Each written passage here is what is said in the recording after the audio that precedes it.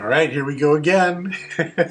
Welcome to Devotional Life with Paul. And Jeanne, And we're happy that you're with us. that you came back. Yes.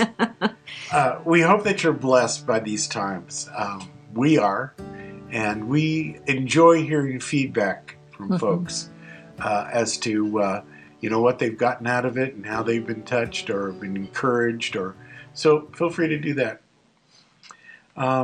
So today we are talking about Moses. Isn't that what we said last time? Yeah, we're going to say goodbye to him, but so we want to give him a memorial service here. We just went to one, so what things would we say about him, and what video could we show of his life? Dearly beloved, we are gathered together to say goodbye to Moses. No. Yeah, you mentioned Charles Heston in that movie. Oh, yeah. That could be like the video of somebody's life at a memorial service. Right. But Moses is alive. Yes. And we know that because he was there at the Mount of Transfiguration, right, with Elijah. With Elijah. So, and what do you say about that? Two guys that were passed away already, years and years and years before, and they came to talk to Jesus. Yeah, tells us that to be absent from the body here on earth is to be present with the Lord. Right. And he resurrected them and brought them there, or they just never. I don't know. Elijah, we don't know if he died. He just kind of got. Elijah got charioted away. Yeah, charioted away. I was going to say Star Trek style. Moses did die, and so I'm of the thought that in both of these cases, that was their spirit, and the resurrection is waiting for when Christ returns and everybody gets their new body. But it was so neat for them to the scriptures to tell us that Jesus was having a conversation with them, because they knew all the promises through the Old Testament. Moses did. Wild, I mean, he wrote most of them down. And Elijah knew the promises that were given. And so for them to talk back and forth and maybe even encourage Jesus, this is all fulfillment of those prophecies and those promises. I'm so excited to see what's going to happen, Jesus. But they were like his buddies. Yeah, absolutely. Yeah, he had Peter and John on earth, but then he had Moses and Elijah. But don't just leave it with Moses and Elijah as co-workers with Christ, because we are as well. And that's how he wants to work in, with, and through us daily, in who we come in contact with and how we act towards others in a loving fashion. So... Moses is still alive. Moses is still alive. You're going to meet him. Those that you love that have passed on, love Jesus and got their sins forgiven, they're still alive. Okay, so while he was here, now again, we're up in front of the congregation and we're going to do a memorial service for him. Why not? Come on, it can be fun. Okay. So what are some of the things that you would pick out? He was born as a baby. And he was a very handsome baby. Right. That's what it was said about. And his parents got commended for having faith to save him. Yeah. They're listed in that Hebrews 11. They put him in a little ark. Yeah. So he didn't have a very... he wasn't just brought up in a home with all the, security and everything. He had his mom and dad for a few months and sister, and then shipped off to the palace. Right. And all part of God's plan. Yeah. Didn't get eaten by the crocodiles. Right. Got rescued out of the water. And then it says in Hebrews 11, the verses that we're going through in that chapter, it says that Moses chose to rather suffer affliction with the people of God than to enjoy the passing pleasure of sin. I mean, more than the Passover and the Red Sea splitting and all that, that's the part that God seems to pick out. Yeah.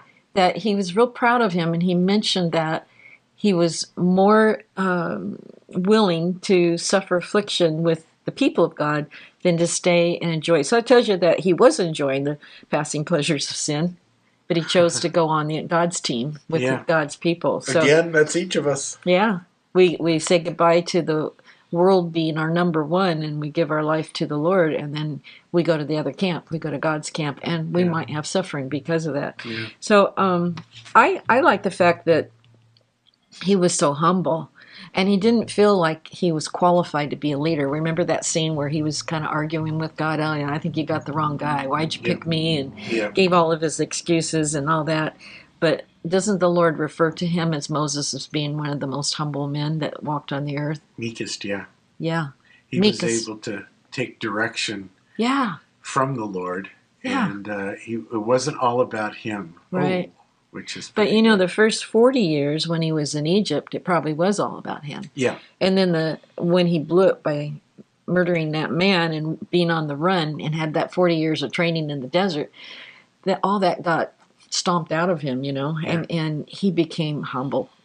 I mean, he chose to become humble and not dependent and didn't realize that he had any ability in himself. So he was able to take direction from God. I think that's what the Lord really was appreciating. So when we humble ourselves and don't think of ourselves as being able to do anything that God's asked us to do, we depend on him. The Lord's really happy about that because we'll not waste any time. We'll just be walking with him and doing what he asks us to do. I think it's important for the Lord to humble each one of us. Yeah. Because pride is such a horrible sin. Such a trap. You can't learn if you're proud. You can't help anybody else out if you're proud. Your focus is wrong. Your focus is upside down, not right side up. One of the other things I remember is that in Exodus 33, God called Moses his friend. It says, "So the Lord spoke to Moses face to face as a man speaks to his friend." Wow. Yeah. Wouldn't you want that? Yeah. Wow. I don't think anybody had that with him before Jesus, and then Jesus called us his friend. Moses is the guy. Yeah. And then, you know, the anger got him in trouble, and he killed that guy and ran out in the desert for 40 years. And then he got barred from the promised land. Why?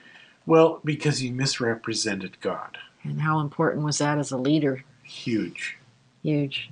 He was supposed to speak to the rock to give them water. When they were complaining they didn't have water, instead he got mad and he struck the rock. Okay, so I'm excited to get into start to talk about Joshua and how he was able to replace Moses as a leader. Okay. Father, thank you again so much for this time and this quick review that we've done on Moses. And I hope people will go back and take a look in Exodus and also in Numbers to see what Moses was like. And so bless each one that hears and each one that's with us right now, Lord. You have planned and purpose for each life. You love each one. You know exactly what you want to do, and everything that comes from you is good.